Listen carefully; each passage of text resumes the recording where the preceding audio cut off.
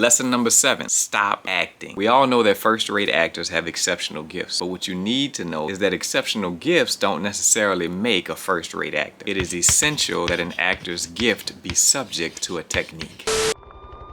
Are you ready to act? Let's get ready to rumble!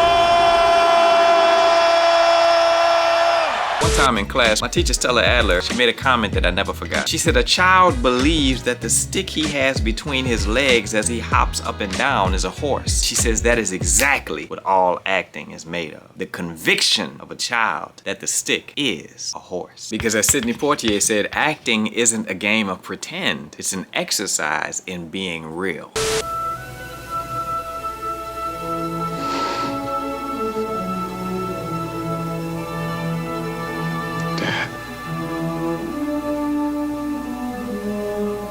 Dad,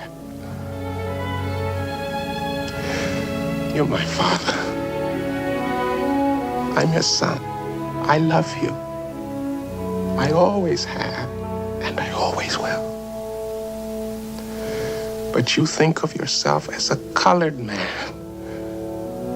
I think of myself as a man. People sit in a theater and watch you express feelings similar to their own. They know whether you are interpreting them in a genuine way or just play acting. Being real involves being genuine. It involves listening and responding honestly and openly in the moment. It is essential that an actor's gift be subject to a technique. I remember Mr. Poitier told us he was determined to develop the ability to recreate close to the bone so that people would feel that what he was doing was natural. He said the turning point for him, and for myself included, was discovering cause and effect and following it like a beacon. Every single thing that you read in the script is an effect. Your job is to discover the cause. What's the cause of this effect? Your character breakdown says he's 39 years old, workaholic, estranged relationship with his dad. Okay, he is a workaholic. That's an effect. Why is he a workaholic? Is he a workaholic because he has problems in his marriage? Because he lost a child and work keeps him busy? Is he a workaholic because he's having an affair with someone in the office? You have to discover the cause of that effect. He has an estranged relationship with his father. Why? That's an effect. What is the cause? All of these things create your character in every single thing that he does. As to the why, it is your job to discover the why. Human beings are multi-talented in their ability to just respond. As a professional actor, your job is to create the character with the ability to respond intelligently and truthfully in the moment to any given circumstance. Why couldn't we have been told that human beings are multi-talented in their ability to respond? And that's why Sidney said he can't work on technique alone. He has to have raw experience. The actor develops a character from the things that he does. But our second objective is to create a reason for the action. Something Stella Adler calls justification. And your talent consists of how well you shop for your justification. Because emotions aren't doable. Actions are doable. And if you do them correctly, they will prompt the feeling. Everything needs to be justified. If you walk into a scene, that has to be justified. If you walk out of a scene, that has to be justified. If you are in a scene with a character and the character's talking and at some point you make eye contact with that character, why did you make eye contact at that point? That has to be justified in your head. Why aren't you making eye contact? That has to be justified in your head. Every time an actor speaks, he has to say to himself, what is it that's making me speak? If you're in a scene and you walk from here to here, or you go from sitting down to standing up, or standing up to sitting down, all of these things have to be justified. Why?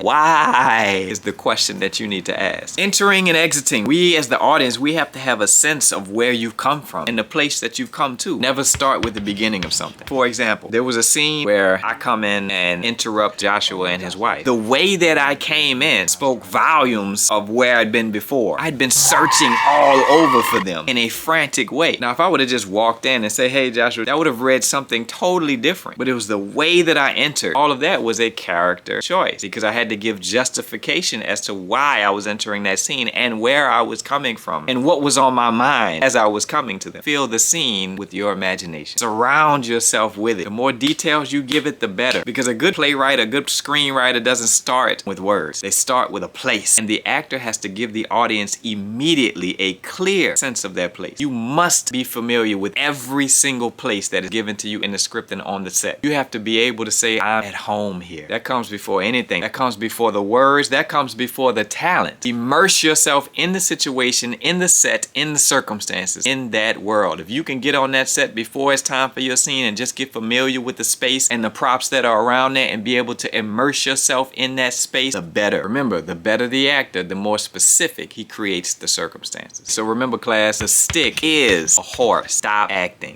That's it for this class, but that is your homework assignment. Justify cause and effect and follow it like a beacon. I want to hear from you guys. Let me know how this class has affected your technique. Until next time.